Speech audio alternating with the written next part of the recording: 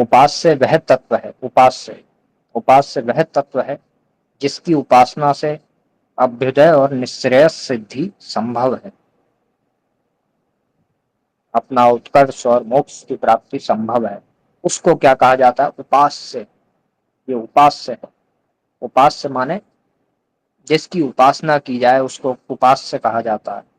जैसे शिव जी हैं तो वो उपास्य हैं, राम जी हैं तो उपास्य हैं, कृष्ण जी है तो उपास्य हैं, तो ये सब उपास्य हैं। उपास्य की क्या क्या की जाती है? उपास्य की क्या करते हैं? उपासना। उपास्य की उपासना की जाती है कि शिव जी की उपासना कर रहे हैं, उपास्य की उपासना कर रहे हैं। तो ये बात माने समझ में आ गई होगी। तो उपासना वह विधा है जिसके आलम्बन से उपास्य रूपता संभव है।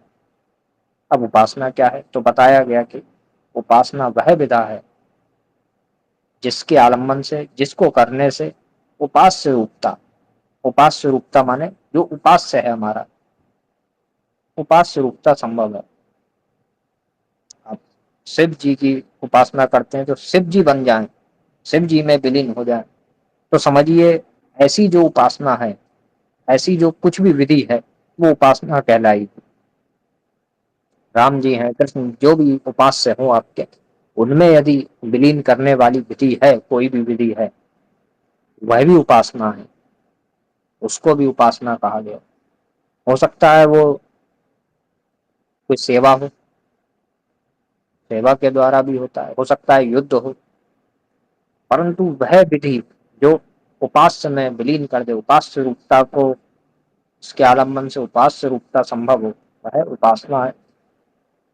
फिर आगे उपासक जो करेगा वो क्या कहलाएगा? जो व्यक्ति, व्यक्ति को उपासक, उपासक के द्वारा उपास्य की उपासना की जाती है। अब ये चाहें तो हम बहुत शीघ्रता से पढ़ दें, परंतु फिर कुछ समझ में भी तो आना चाहिए, कुछ चिंतन के लिए होना चाहिए। तो उपासक के द्वारा उपास्य की उपासना की जाती है। उपासक वह साधक है। उपासक क्या है? अब देखिए बताया गया है। उपासक वह साधक है जो उपास्य को आश्रय और विषय बनाकर उपास्य साधर्म के लिए यत्नशील है।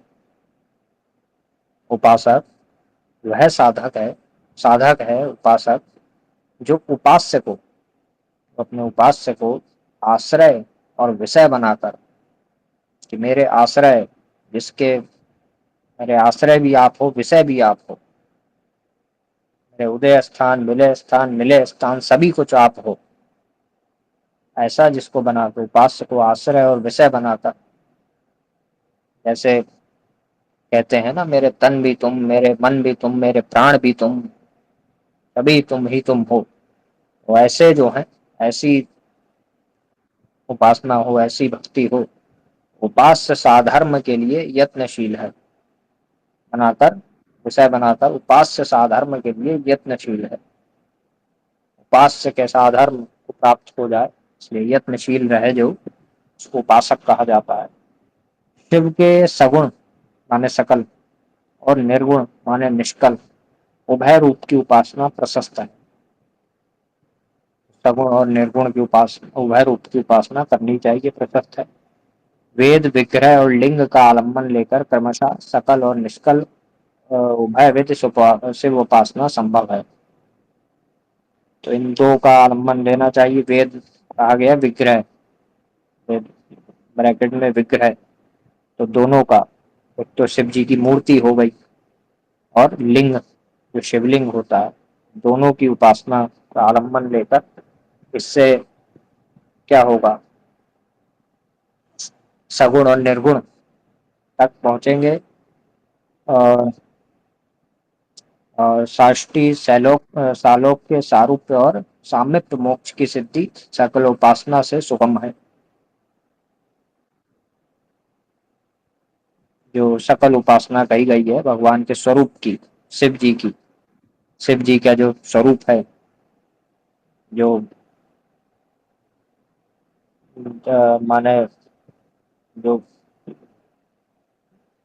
जो चलायमान स्वरूप है भगवान शिव का, जो तप करते हैं।